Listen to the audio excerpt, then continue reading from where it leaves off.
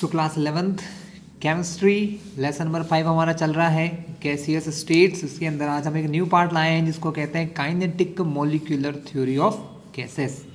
ठीक है, अभी तक हमने Dalton's law, Boyle's law, Charles law, ideal gas equation, ये सब चीज़ें पढ़ रखी हैं। आज हम देखेंगे kinetic molecular theory of gases क्या है। तो पहला पॉइंट बच्चों क्या आता है इसके अंदर? पहला पॉइंट ये आता है कि all gases made up of extremely small particles, मतलब छोटे छोटे पार्टिकल्स से बनी, जिनको एटम्स मॉलिक्यूल कहते हैं। ठीक है, क्या बोलोगे आप कि all gases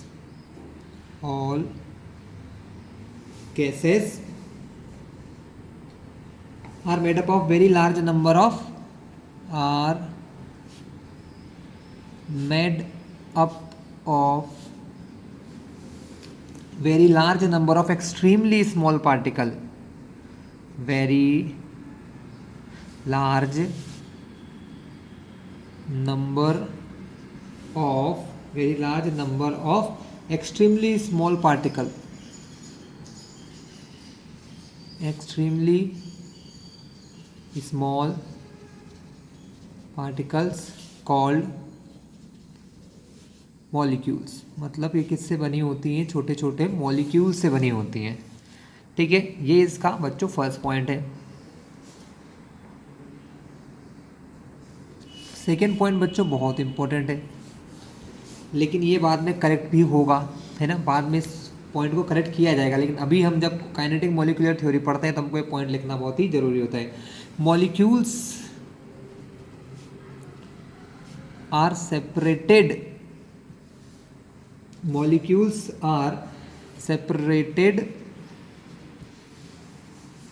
from each other by large distances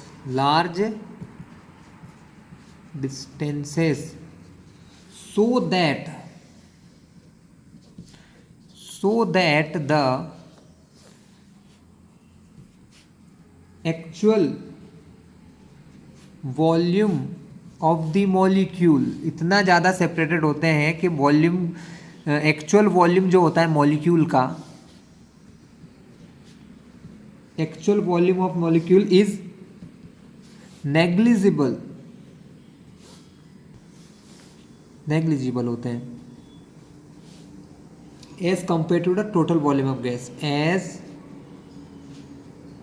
compared to total volume of gas। मतलब ये है कि जो टोटल वॉल्यूम होता है गैस का जो टोटल वॉल्यूम है उसके कंपैरिजन में हम ये मानते हैं कि जो मॉलिक्यूल्स का वॉल्यूम है वो जीरो मानते हैं, कि बहुत ही कम है, मतलब उसको छोड़ ही देते हैं, गैस के मॉलिक्यूल के वॉल्यूम को छोड़ देते हैं कि गैस के मॉलिक्यूल का कोई वॉल्यूम नहीं है, जो वॉल्यूम है वो स्पेस का है। ठीक है, ऐसा। तो molecules are separated by each other by large distances, एक दूसरे से बहुत दूर होते हैं, so that the actual volume of molecule is negligible as compare to total volume. तो किसी मॉलिक्यूल का एक्चुअल वॉल्यूम टोटल वॉल्यूम से नेग्लिजिबल माना जाता है। चलिए बच्चों, नेक्स्ट पॉइंट मैं आपको एक बुक में ही दिखा देता हूँ। थर्ड पॉइंट है, the molecules in a gas are in constant state of motion in straight line with very high velocity. मतलब इनके जो मॉलिक्यूल है गैस के, वो कॉन्स्टेंटली मोशन करते रहते हैं, चलते रहते हैं स्ट्रेट लाइन के अंदर, है ना, सीधे सीधे, और बहुत ज़्यादा स्पीड से चलते हैं। They keep on colliding with each other, वो एक दूसरे से टकराते रहते हैं, and also against the wall of container, और दीवार जो होती है जिस कंटेनर में इनको भर के रखा जाता है उस वॉल से भी वो टकराते रहते हैं। As a result their motion become zigzag और रैंडम। इस वजह से उनकी जो मोशन है बच्चों वो कैसी हो जाती है? जिगजैग हो जाती है। एक से टकराया तो इतना पाथ चेंज किया, किस प्रकार, देखिए मैं समझाऊँ आपको कॉपी के अंदर, कि जो मॉलिक्यूल्स होते हैं, जैसे एक मॉलिक्यूल है वो इस डायरेक्शन में जा रहा है, अगर कोई दूसरा मॉलिक्यूल यहाँ मिलेगा तो क्या होगा, वो उससे कोलाइड करके दोनों की डायरेक्शन चेंज जाएगी, किसी और डायरेक्शन में चल जाएंगे, ये किसी और डायरेक्शन में चला जाएगा। तो इस प्रकार ये मॉलिक्यूल्स है ना, जिगजैग आगे यहाँ से इधर जाएगा, यहाँ पर कोई और मॉलिक्यूल होगा वो उससे टकरा जाएगा, फिर सपोज इधर जा रहा है, इधर जा रहा है, इधर जा रहा है, कहीं भी जा रहा है, तो हर जगह उनको मॉलिक्यूल मिल रहे हैं, जिनसे टकराकर वो अपनी डायरेक्शन को चेंज कर रहे हैं। ठीक है बच्चों, फोर्थ पॉइंट है हमारा, the collision of gas molecule with one another and also with the walls of container are perfectly elastic. मतलब जो कोलिजन यहाँ होते हैं ना, वो बच्चों पूरी तरीके से इलास्टिक कोलिजन होते हैं।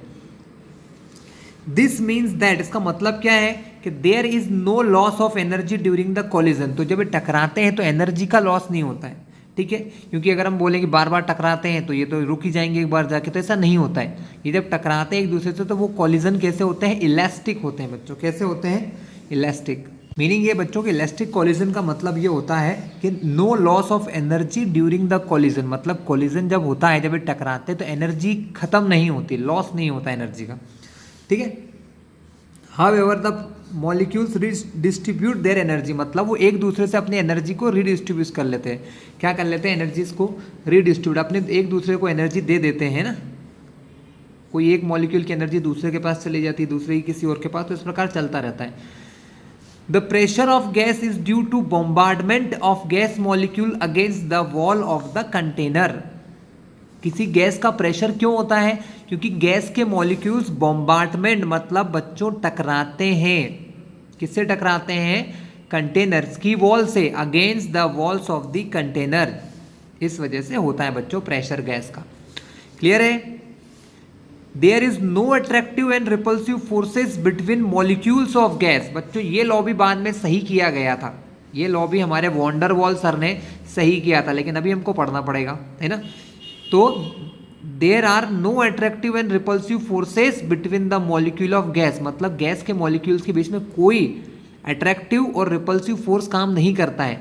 दे are completely independent of each other, वो एक दूसरे से पूरी तरीके से कैसे होते हैं, इंडिपेंडेंट होते हैं बच्चे, एक दूसरे से बिल्कुल दूर होते हैं। नेक्स्ट बच्चों, the molecules are moving with different velocities and possesses different kinetic energies। मतलब हर मॉलिक्यूल की वेलोसिटी एक जैसी नहीं होती है। मॉलिक्यूल्स चलते हैं लेकिन हर मॉलिक्यूल की डिफरेंट वेलोसिटी होती है ना। एक साथ जितने भी मॉलिक्यूल गैस में अगर सब एक स्पीड से नहीं चलते हैं, उनकी स्पीड वेलोसिटी अलग अलग होती है। और अलग अलग वेलोसिटी होने की वजह से बच्चों काइनेटिक एनर्जी भी अलग अलग होती है ना। क्योंकि काइनेटिक एनर्जी क्या होती है, 1/2mv², वेलोसिटी पे डिपेंड करती है। वेलोसिटी अलग तो काइनेटिक एनर्जी भी अलग अलग होती है। Average kinetic energy of molecule, लेकिन जो एवरेज काइनेटिक एनर्जी होती है ना बच्चों, वो डायरेक्टली प्रोपोर्शनल होती है absolute temperature of the gas के। किसके प्रोपोर्शनल होती है, एब्सोल्यूट टेम्परेचर के। क्लियर हुआ ये पॉइंट आपको कि मॉलिक्यूल्स अलग अलग वेलोसिटी से चलते हैं, उस वजह से उनकी अलग अलग काइनेटिक एनर्जी होती है। और जो मॉलिक्यूल्स की काइनेटिक एनर्जी वो डिपेंड करती है कंप्लीटली उसके एब्सोल्यूट टेम्परेचर पर बच्चों। ठीक है। और लास्ट पॉइंट है, there is no effect of gravity on gas molecule. और गैस के मॉलिक्यूल्स पर ग्रेविटी का कोई फर्क नहीं होता है बच्चों। गैस मॉलिक्यूल, जैसे मैंने आपको पहले भी समझाया था ग्राहम्स लॉ ऑफ डिफ्यूजन, वहां भी मैंने यही बोला था गैस के मॉलिक्यूल फ्रीली मूव करते हैं हर डायरेक्शन में। ग्रेविटी का कोई फोर्स उन पर वर्क नहीं करता है। ओके, सो क्लास इन सारे पॉइंट्स को आप अच्छे से नोट डाउन कर लें। वैसे बुक सबके पास होती है, पॉइंट सबके पास है, बस अच्छे से याद कर लें। ठीक है। तो बच्चों ये जो सब चीज़ें हैं ये गैसेस, आइडियल गैसेस के लिए होती हैं। कुछ गैसेस जो हैं वो ये लॉज जो शो नहीं करती हैं। मतलब हमने जो इससे पहले पढ़ा था कि आइडियल गैस इक्वेशन पढ़ी थी, मैंने आपको सिखाया PV = nRT। तो बच्चों गैसेस इन लॉज को फॉलो करती हैं। आइडियल गैस के इन लॉज को क्या करती हैं, फॉलो करती हैं। लेकिन सारी गैसेस ये नहीं करती हैं। ये जो लॉज हैं ये सिर्फ फॉलो करती हैं आइडियल गैसेस, जो कि आज तक मिली ही नहीं है। जो हमको गैसेस दिखती हैं CO2, CH4, ऑक्सीजन, नाइट्रोजन, ये सब रियल गैसेस हैं। और ये इस लॉ का कंप्लीट रेंज ऑफ टेम्परेचर और प्रेशर में, मतलब हर टेम्परेचर हर प्रेशर पर फॉलो नहीं करती है। फॉलो करती भी हैं तो कहाँ करती हैं, फॉलो करती भी हैं तो कहाँ करती हैं, एट लो प्रेशर, मतलब जब प्रेशर लो होता है तो करती हैं, एंड टेम्परेचर हाई होता है, बहुत हाई होता है, टेम्परेचर वेरी हाई, मतलब जो गैसेस हमारे आसपास हम देखते हैं उनमें से एक भी गैस बच्चों आइडियल है ही नहीं। ये जो लॉ है ये आइडियल गैस इक्वेशन का है, लेकिन ये हमारी गैसेस फॉलो ही नहीं करती हैं। करती भी हैं तो कहाँ करती हैं? Only on low pressure and very high temperature, बहुत हाई टेम्परेचर पर करती हैं, ठीक है। लेकिन अगर प्रेशर इंक्रीज हो जाए, हाई प्रेशर हो जाए और टेम्परेचर कम हो जाए तो ये इस आइडियल गैस के बिहेवियर को बिल्कुल छोड़ देती बच्चों, ठीक है। तो यहाँ से रियल गैस की भी डेफिनेशन आती है कि रियल गैस क्या होती है। सो रियल गैसेस जो हम देख रहे हैं, real gases which does not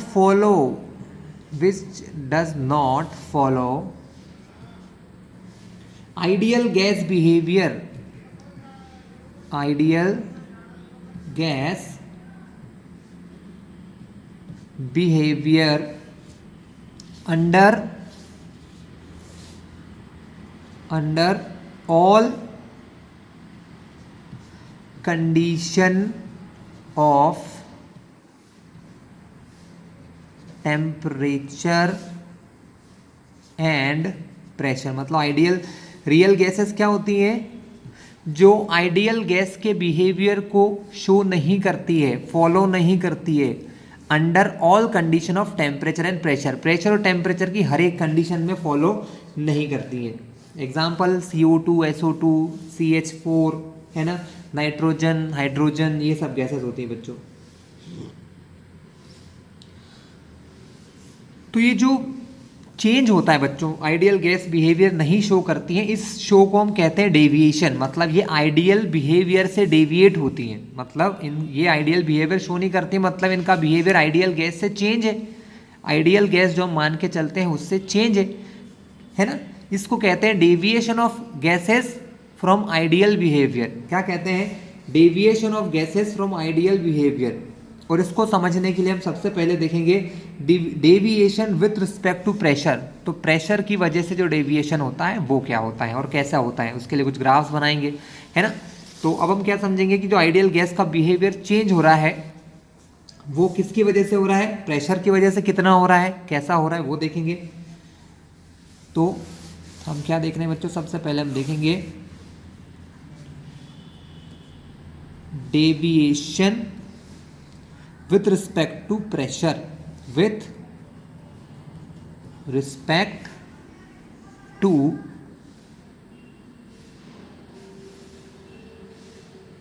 pressure, pressure के रिस्पेक्ट में चेंज होना। बच्चों इसके लिए क्या देखा गया कि अगर हम कुछ ग्राफ बनाते, कुछ गैसेस का ग्राफ बनाते हैं, अगर हम P इंटू वी और P मतलब प्रेशर वॉल्यूम का मल्टीप्लाई और P का ग्राफ बनाए, मतलब ग्राफ बनाऊं मैं, एक एक्सिस पर मैं लूँ प्रेशर वॉल्यूम, साथ में दोनों का मल्टीप्लाई,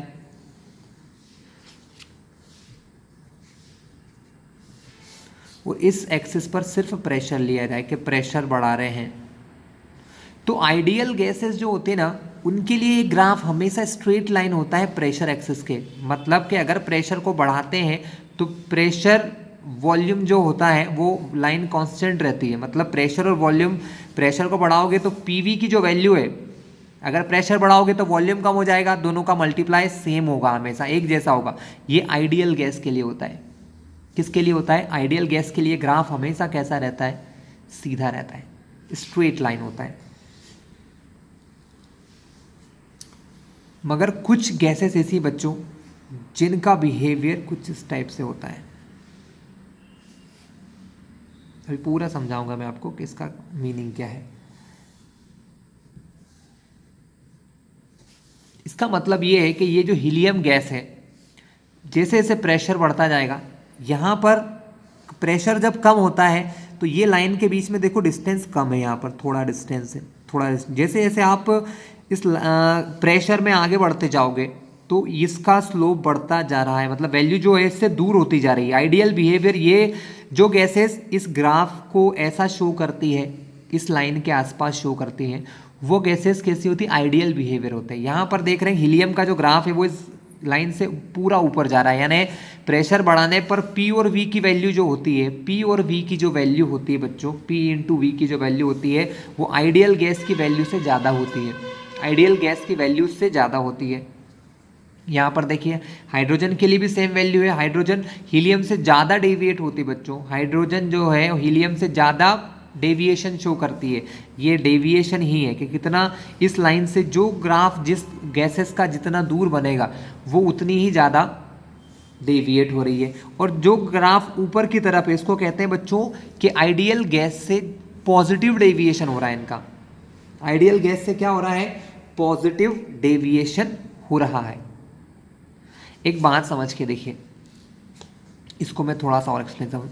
P बढ़ रहा है तो इसमें P तो बढ़ रहा है ना, लेकिन यहाँ पर क्या होना चाहिए, V कम होना चाहिए। V कम होगा तो क्या होगा, P और V का जो मल्टीप्लाई हम करेंगे वो लाइन सीधी बनेगी, एक जैसी बनेगी। लेकिन यहाँ ये देखा जा रहा है कि प्रेशर बढ़ने पर वॉल्यूम कम हो रहा है, लेकिन इन गैसेस का वॉल्यूम उतना कम नहीं हो रहा है जितना होना चाहिए। मतलब देखा जाए तो हीलियम और हाइड्रोजन जो गैसेस हैं जो पॉजिटिव डेविएशन शो करती हैं बच्चों, जो गैसेस पॉजिटिव डेविएशन शो करती हैं उनका वॉल्यूम आइडियल गैस के वॉल्यूम से ज़्यादा होता है। जब प्रेशर बढ़ाते हैं तो उनके वॉल्यूम में उतनी कमी नहीं होती जितनी किस में होती है, हमारी आइडियल गैसेस में होती है। आइडियल गैसेस से ज़्यादा वॉल्यूम होता है इनका। और इसके अलावा बच्चों कुछ गैसेस ऐसी भी होती हैं जो इस प्रकार का बिहेवियर शो करती है, मतलब पहले वो नेगेटिव होती हैं, फिर एक फिक्स्ड पॉइंट पर जाकर उनकी वैल्यू रुक जाती है और फिर वहाँ से वो उनका डेविएशन बढ़ने लग जाता है और फिर वो पॉजिटिव डेविएशन में चली जाती है। ठीक है,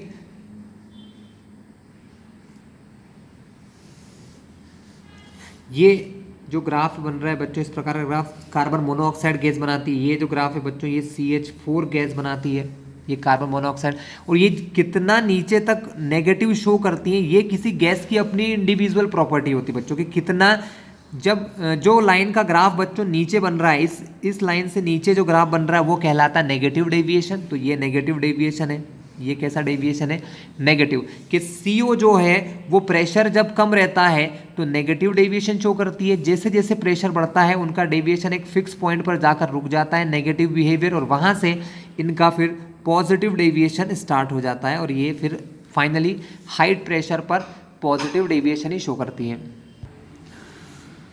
तो बच्चों इस चीज़ को समझने के लिए हम एक नई चीज़ समझेंगे यहाँ पर, जिसको कहते हैं कंप्रेसिबिलिटी फैक्टर Z।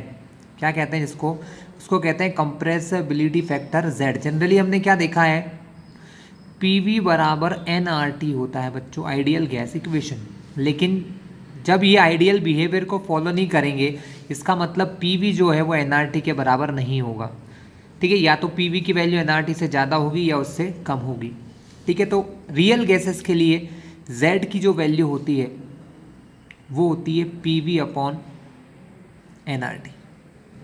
इसको इसके अपॉन में लिखा जाए, PV के अपॉन में nRT, तो इसको कहते हैं Z। ये होता है कंप्रेसिबिलिटी फैक्टर। क्या होता है, कंप्रेसिबिलिटी फैक्टर कहते हैं बच्चों। इसके ऊपर डिपेंडेंट है, अगर Z की वैल्यू 1 से छोटी है,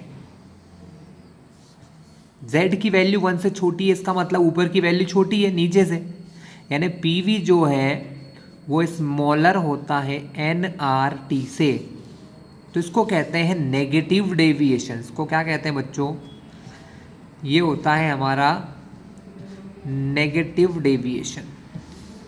और अगर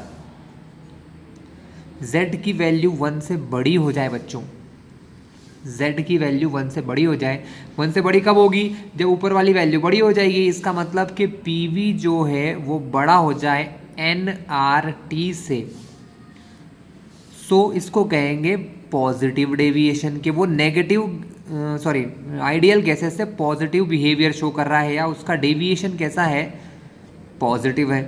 और जब Z हमारा 1 हो जाए बच्चों, Z 1 हो जाए तो वो हमेशा सिर्फ आइडियल गैसेस के लिए होता है।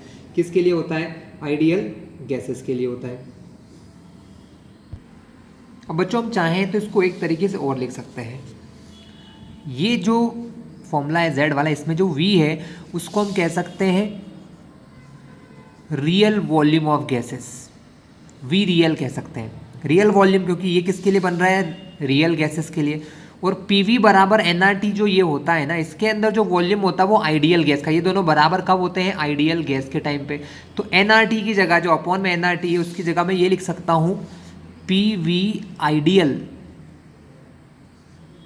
लिख सकते हैं ना, पीवी आइडियल लिख सकता हूँ।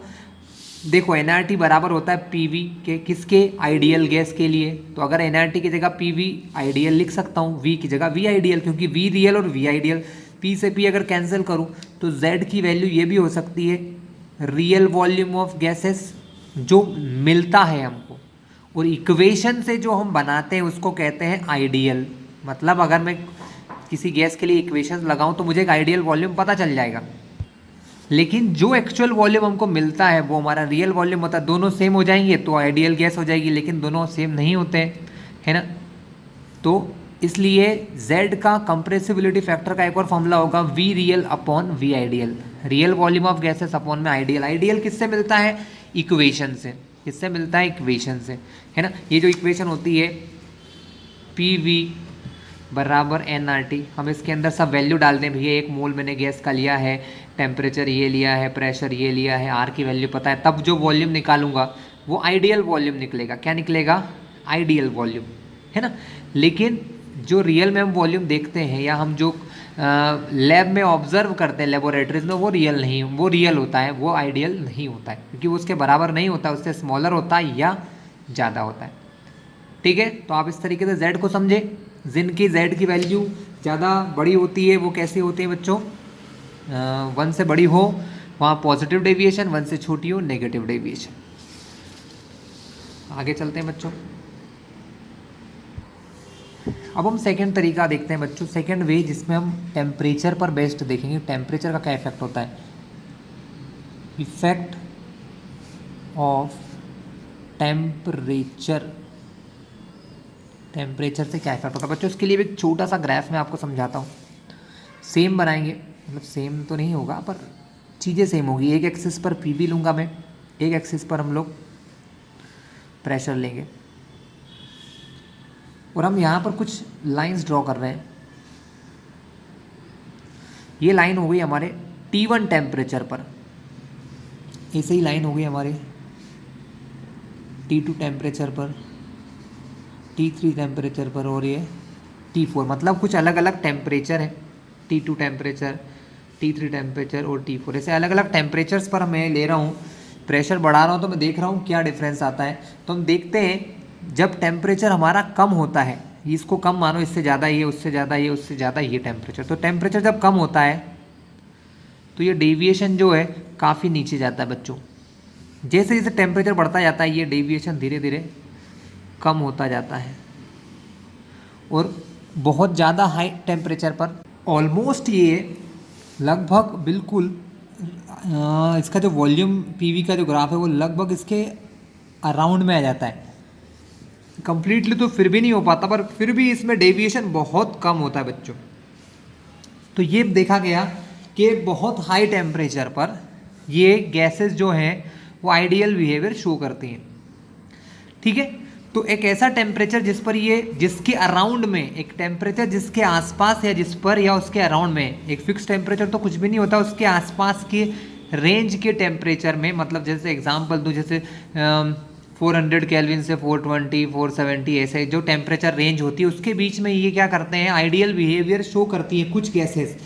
उस टेम्परेचर को हम कहते हैं बॉयल पॉइंट बच्चों। क्या कहते हैं, Boyle's point, a temperature, a high temperature where a real gas behaves almost like a real ideal gas, almost like a ideal gases। तो बच्चों ये डेविएशन क्यों होता है, क्यों ऐसा होता है कि जो हमने इक्वेशन बनाई है वो रियल गैसेस फॉलो नहीं करती हैं। तो इसका रीजन जो था हमारे वॉन डर वाल सर ने निकाला। वॉन डर वाल सर जो थे हमारे साइंटिस्ट सर थे, उन्होंने इस चीज का एक रीजन निकाला। वॉन डर वाल सर ने इस बारे में बताया कि जो हमने ये जो रीजन है क्यों ये गैसेस आइडियल बिहेवियर शो नहीं करती, उसका एक दो बहुत बड़े रीजन है जो हमने अजम्पशंस की थी जो मैंने आपको काइनेटिक मॉलिक्यूलर थ्योरी बताई थी, मैंने बोला था 2 अजम्पशन जो है वो रॉन्ग है, इसमें जो है वो गलत माने गए हैं। उन 2 अजम्पशंस की वजह से ही ये आइडियल गैस इक्वेशन फेल हो रही है। जो रियल गैस है वो आइडियल बिहेवियर नहीं शो कर पा रही है। उसका कारण 2 था बच्चों। एक, वॉल्यूम। हमने क्या पढ़ा था? हमने ये पढ़ा था कि volume of gas molecule, gas के मॉलिक्यूल का वॉल्यूम हमने नेग्लिजिबल मान लिया। हमने ये मान लिया गैस के वॉल्यूम का गैस के मॉलिक्यूल का कोई वॉल्यूम ही नहीं होता है, उसको 0 मान लिया, जबकि ऐसा नहीं होता बच्चों। क्या बोला गया कि वॉल्यूम जो है वो नेग्लिजिबल माना जाता है, लेकिन बच्चों ये सिर्फ तब होता है, ये सिर्फ तब हो सकता है, वॉल्यूम को नेग्लिजिबल मैं तभी मान सकता हूँ जब हमारा प्रेशर बहुत लो होता है, तब ये सही माना जा सकता है कि हाँ प्रेशर बहुत कम है और टेम्परेचर जो है वो बहुत हाई है। Temperature is very high. जब टेम्परेचर बहुत हाई है, प्रेशर बहुत लो है, तब मैं मान सकता हूँ कि हाँ गैस का वॉल्यूम जो होता है बहुत ज़्यादा होता है। जब बहुत ही ज़्यादा वॉल्यूम होता है तब मैं इसको फिर भी नेग्लिजिबल मान सकता हूँ, लेकिन हर एक प्रेशर पर ऐसा नहीं होता है। हर एक टेम्परेचर और प्रेशर पर ऐसा नहीं होता। जब प्रेशर प्रेशर ज़्यादा हो, टेम्परेचर थोड़ा सा मॉडरेट या कम हो, तब ऐसा नहीं होता है। तब हम गैस के मॉलिक्यूल का वॉल्यूम गैस के वॉल्यूम के कंपैरिजन में 0 नहीं कर सकते हैं। और इसी गलत अजम्पशंस की वजह से हमारी गैसेस हाई टेम्परेचर और लो प्रेशर पर तो ठीक है आइडियल बिहेवियर शो करती है, लेकिन जैसे टेम्परेचर कम होता है, प्रेशर बढ़ता है, उस लॉ को नहीं फॉलो करती है। तो इसी फॉल्टी अजम्पशन की वजह से कि गैस का जो वॉल्यूम गैस के मॉलिक्यूल का जो वॉल्यूम है वो नेग्लिजिबल होता है। फिर से समझो बच्चों, हम अभी तक ये मान के चल के आ रहे हैं कि भाई ये सपोज ये कोई कंटेनर है, तो इसका अंदर जितना भी जगह है वो जगह हम सिर्फ गैस के लिए मान रहे हैं कि गैस का मॉलिक्यूल उस पूरी जगह में घूम रहा है। हम ये नहीं मानते हैं कि इसके अंदर जितने मॉलिक्यूल है वो बिल्कुल 0 मान लेते हैं, जो कि बहुत गलत है। ये नहीं हो सकता है, क्योंकि गैस के मॉलिक्यूल का कुछ ना कुछ वॉल्यूम तो होगा। गैस के मॉलिक्यूल का कोई ना कोई वॉल्यूम तो होगा, और उस वॉल्यूम को हमने 0 मान लिया है। इसी वजह से ये हमारे आइडियल बिहेवियर से अलग शो करते हैं। ठीक है, ये हमारे आइडियल बिहेवियर से इसीलिए शो करते हैं कि वॉल्यूम आपने गलत ले रखा था। बच्चों सेकंड पोस्टुलेट जो है वो हमारा फोर्स ऑफ अट्रैक्शन का। हमने ये भी पढ़ा था कि अट्रैक्शन फोर्स जो होता है वो भी 0 होता है, मतलब गैस के मॉलिक्यूल में कोई अट्रैक्शन फोर्स नहीं होता है। तो ये भी वैलिड तभी है बच्चों जब प्रेशर लो है और टेम्परेचर हाई है। ऐसा क्यों? कि जब टेम्परेचर बहुत हाई होता है तो गैस के मॉलिक्यूल बहुत दूर दूर होते हैं, तब हम ये कह सकते हैं कि हाँ उनके बीच में कोई फोर्स ऑफ अट्रैक्शन नहीं है। लेकिन जब कंडीशन रिवर्स हो जाए, प्रेशर बढ़ जाए और टेम्परेचर मान लो मॉडरेट हो जाए या थोड़ा कम हो जाए, तब फोर्स ऑफ अट्रैक्शन मॉलिक्यूल्स के बीच में होता है बच्चों। तब फोर्स ऑफ अट्रैक्शन मॉलिक्यूल्स के बीच में होता है। ठीक है, तब क्या होता है, मॉलिक्यूल्स के बीच में फोर्स ऑफ अट्रैक्शन होता है और फिर हम नेग्लिजिबल नहीं मान सकते हो। और इसी वजह से क्या होता है, हमने जो प्रेशर कैलकुलेट करते हैं वो फ्री मॉलिक्यूल का मानते हैं। किसका मानते हैं? कि मॉलिक्यूल फ्री हैं। हम ये मानते हैं कि जितने भी ये मॉलिक्यूल हैं ये ऐसे ऐसे दीवारों से टकराते रहते हैं, ऐसे ऐसे दीवारों से तो क्या हो जाता है बच्चा, टकराते रहते हैं, तो प्रेशर बढ़ जाता है। लेकिन अगर मान लो ये मॉलिक्यूल एक दूसरे मॉलिक्यूल को खींच रहा है, एक मॉलिक्यूल दूसरे मॉलिक्यूल को खींच रहा है, तो इनकी स्पीड क्या होगी बच्चों? थोड़ी स्लो हो जाएगी, है ना। तो इस टाइप से क्या होता है ना, इस टाइप से जो प्रेशर की जो वैल्यू हम कैलकुलेट कर रहे हैं, हम ये मान के चल रहे हैं कोई फोर्स नहीं है, मॉलिक्यूल बिल्कुल फ्री है, जाके दीवारों से टकरा रहे हैं, बॉम्बार्डमेंट कर रहे हैं, यहाँ टकरा रहे हैं, यहाँ टकरा रहे हैं, यहाँ टकरा रहे हैं, सब जगह टकरा रहे हैं। लेकिन अगर मान लो गैस के मॉलिक्यूल में आपस में अट्रैक्शन फोर्स है, तो एक मॉलिक्यूल दूसरे को खींचेगा अपनी ओर, जिससे उसकी स्पीड क्या हो सकती है बच्चों? उसकी स्पीड स्लो हो सकती है ना। तो इससे क्या होगा, जो प्रेशर की वैल्यू है वो भी गलत आएगी। मतलब हम जो अभी तक निकालते आ रहे थे आइडियल गैस से, या जो रियल गैसेस के लिए हम निकालते आ रहे हैं, उसमें वैल्यू थोड़ी सी बदलेगी बच्चों। तो यहाँ पर बच्चों ये समझ में आता है कि हाँ ये 2 गलतियों की वजह से इनका आइडियल बिहेवियर चेंज हो रहा है, मतलब गैसेस आइडियल बिहेवियर को नहीं शो कर पा रही है। तो फिर हम आइडियल बिहेवियर को कैसे शो करेंगे? तो इसके लिए वंडरवॉल सर ने एक नई इक्वेशन दी है। अब हम उस न्यू इक्वेशन को ध्यान से देखेंगे बच्चों। तो बच्चों वंडरवॉल सर ने 2 करेक्शन किए। एक करेक्शन किया उन्होंने वॉल्यूम के अंदर। क्या किया उन्होंने? वॉल्यूम में करेक्शन किया। According to ideal gas theory जो हमने पढ़ रखी है, उसके हिसाब से क्या होगा कि अगर किसी कंटेनर में अगर कोई कंटेनर है ना, तो उस कंटेनर में वो क्या बोलते थे, जितना भी वॉल्यूम यहाँ प्रेजेंट है वो वॉल्यूम किसका होता है, वो वॉल्यूम गैस का वॉल्यूम। गैस का वॉल्यूम मतलब कि जिसके अंदर गैस के मॉलिक्यूल घूम सके, जिसके अंदर मॉलिक्यूल यहाँ से यहाँ जा सके, कोई मॉलिक्यूल इधर जा सके, मतलब फ्री वॉल्यूम। देखा जाए तो उनका कहना है कि इस गैस में जितना, इस कंटेनर में जितना वॉल्यूम है वो उसका फ्री वॉल्यूम है, जिसके अंदर कोई गैस का मॉलिक्यूल घूम सकता है। ये कहा था आइडियल गैस इक्वेशन में। लेकिन वॉन डेर वाल सर का ये कहना है कि भाई गैस के मॉलिक्यूल का कुछ ना कुछ वॉल्यूम तो होगा, है ना। तो जितनी जगह ये वॉल्यूम घेर रहा है, जितना प्लेस, मान लो ये एक मॉलिक्यूल है, ये एक मॉलिक्यूल है, ऐसे मॉलिक्यूल जितनी जगह घेरेंगे वो जगह किसी के पास अवेलेबल नहीं होगी। माने जो एक्चुअल वॉल्यूम है, जो एक्चुअल वॉल्यूम होना चाहिए वो आइडियल गैस में जो अपन लिखते हैं PV बराबर nRT में, वो नहीं होता है। एक्चुअल वॉल्यूम डिफरेंट होता है। और उस वॉल्यूम को निकालने के लिए, रियल वॉल्यूम को निकालने के लिए हमको इनमें से गैस के मॉलिक्यूल का वॉल्यूम हटाना पड़ेगा। यहाँ पर जितने गैस के मॉलिक्यूल होंगे बच्चों, जितने गैस के मॉलिक्यूल होंगे उस गैस के वॉल्यूम को मुझे हटाना पड़ेगा, ठीक है। तो अब इन्होंने एक नया वॉल्यूम दिया जिसको कहते हैं VIDL। मतलब ये जो आइडियल गैस इक्वेशन है ना, इसके अंदर जो प्रेशर और वॉल्यूम है ना, ये दोनों उन्होंने नए दिए। ये दोनों वैल्यूज़ उन्होंने डिफरेंट और न्यू दी, जिससे कि ये आइडियल इक्वेशन हर गैस के लिए एप्लीकेबल हो गई। तो VIDL उन्होंने जो दिया वो एक्चुअल में V माइनस स्मॉल v है। ये V कौन सा वॉल्यूम है, जो हम PV बराबर nRT से निकालते थे, PV बराबर nRT से निकालते थे। और ये जो वॉल्यूम है, ये वॉल्यूम जो है बच्चों, ये वॉल्यूम गैस के जो मॉलिक्यूल्स हैं, उन सब, जितने भी गैस के मॉलिक्यूल किसी कंटेनर में प्रेजेंट है, उन सब के वॉल्यूम पर डिपेंड करता है, ठीक है।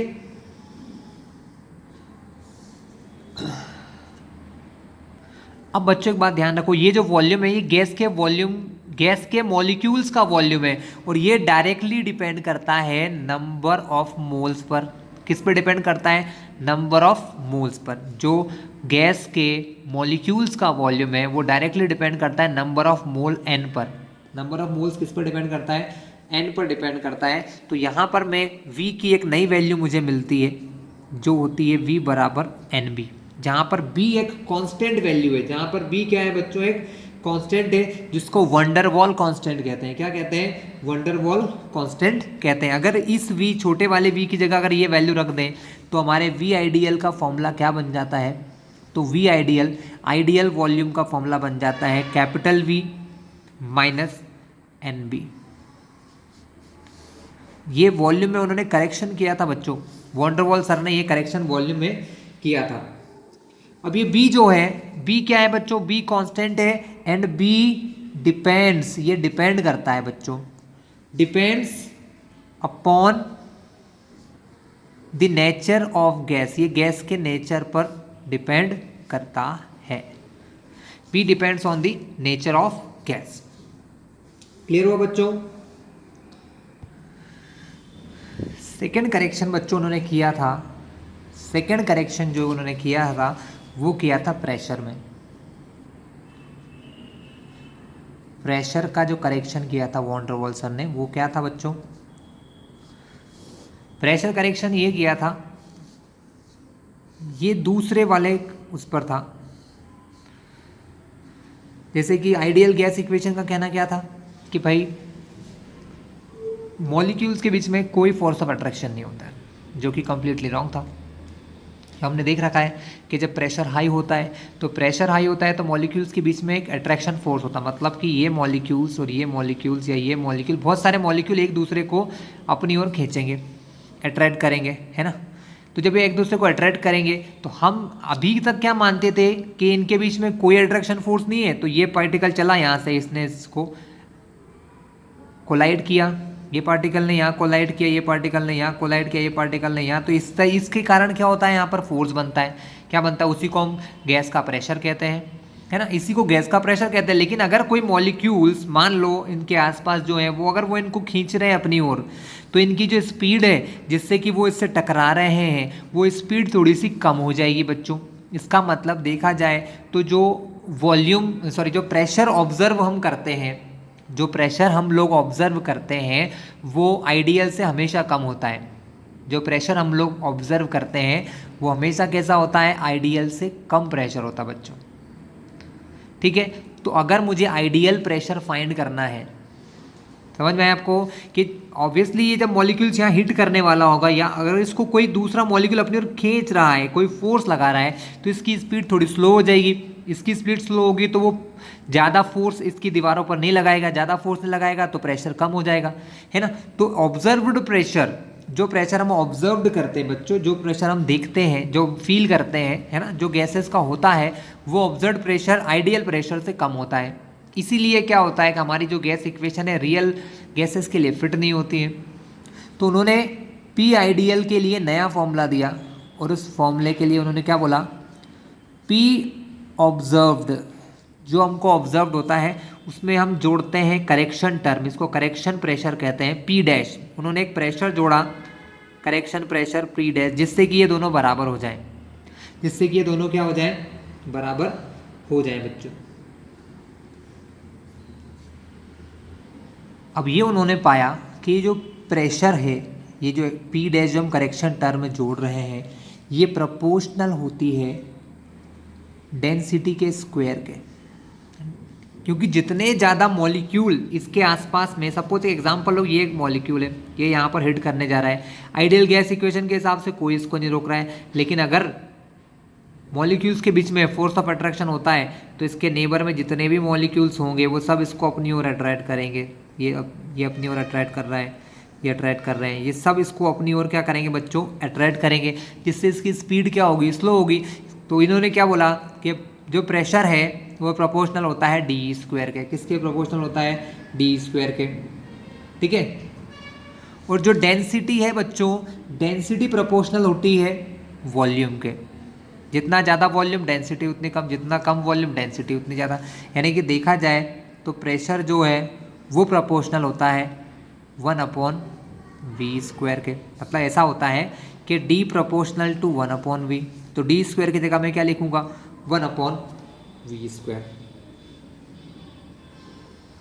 ठीक है, अभी हम बात ये कर रहे हैं 1 मोल की बात हो रही है, कितने मोल की बात हो रही है, 1 मोल की। प्रोपोर्शनल साइन हटने पर यहाँ पर एक कांस्टेंट आता है जिसको नाम दिया था बच्चों a/v स्क्वायर। हम लोग यहाँ पर n भी लगा देते हैं नंबर ऑफ मोल के लिए। अगर 1 मोल से ज़्यादा है तो यहाँ पर 2, 3, 4 जो भी होगा वो आ जाएगा। यानी n is the number of mole, a is any constant और v स्क्वायर तो वॉल्यूम होता है। ठीक है, a यहाँ पर भी एक कांस्टेंट है जो डिपेंड करता है किसी गैस के नेचर पर बच्चों। किस पर डिपेंड करता है, किसी गैस के नेचर पर। ठीक है, तो हम इस p डैश का यूज़ कर सकते हैं कहाँ पर, आइडियल प्रेशर को लिखने के लिए। तो P आइडियल या आइडियल प्रेशर जो है, अब वो क्या हो जाएगा, P observed plus NA/V square बच्चों। ये प्रेशर करेक्शन टर्म है। इतना प्रेशर ज़्यादा हम लोग लेके चल रहे हैं शुरू से। क्यों लेके चल रहे हैं, क्योंकि हम ये मानते हैं कि गैस के मॉलिक्यूल्स के बीच में फोर्स ऑफ अट्रैक्शन होगा ही नहीं। तो इस वजह से अभी तक हमारी गैसेस, रियल गैसेस जो है वो आइडियल गैस से अलग बिहेवियर शो कर रही थी। ठीक है, अगर इस P को चाहें तो P ऑब्जर्व की जगह सिर्फ P भी लिख सकते हैं तो भी हमारा काम हो जाएगा, P + NA/V स्क्वायर। अब इन दोनों का यूज़ कर जो न्यू आइडियल इक्वेशन बनी है बच्चों, वो क्या बनेगी, तो new ideal gas equation is, देखो आइडियल गैस इक्वेशन क्या होती है, PV/nRT, PV = nRT।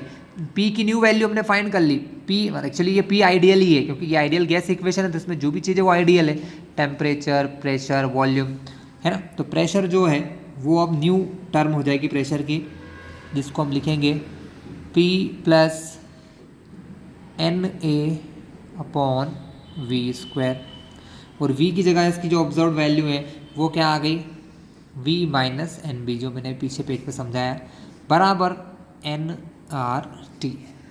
इस न्यू इक्वेशन को कहते हैं वंडरवॉल्स गैस इक्वेशन या रियल गैस इक्वेशन। ये होती है वंडरवॉल गैस इक्वेशन, ठीक है, या रियल गैस इक्वेशन भी कह सकते हैं बच्चों। तो अब बच्चों ये इक्वेशन से हम लोग सॉल्व कर सकते हैं। Clear class. तो अब हम इस गैस इक्वेशन के हिसाब से अगर क्वेश्चंस करेंगे तो आपको सारी गैसेस आइडियल बिहेवियर शो करती नजर आएंगी। चलिए एक एग्जाम्पल क्वेश्चन लेते हैं हम लोग। Calculate the pressure exerted by 110 gram of carbon dioxide in a vessel of 2 litre. Pressure exerted by 110 gram of carbon dioxide in vessel of 2 litre, capacity at 37 degree Celsius. Given that Van der Waals constant a की value ये दे रखी है। ये van der Waals के जो constant हमने भी use किया ना, ए और बी, उनकी वैल्यू दी है ए की, और यहाँ पर वैल्यू गिवन है बच्चों बी की।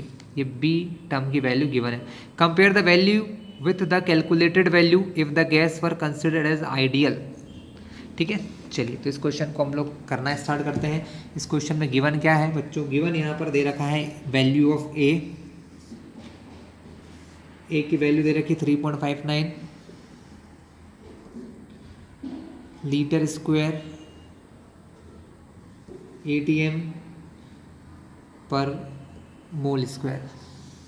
ठीक है, बी की वैल्यू गिवन है 0.0427 लीटर पर मोल।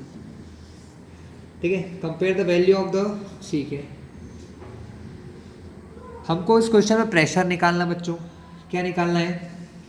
ये वैल्यू निकालना है ना। Calculate the pressure exerted by 110 gram of carbon dioxide in a vessel.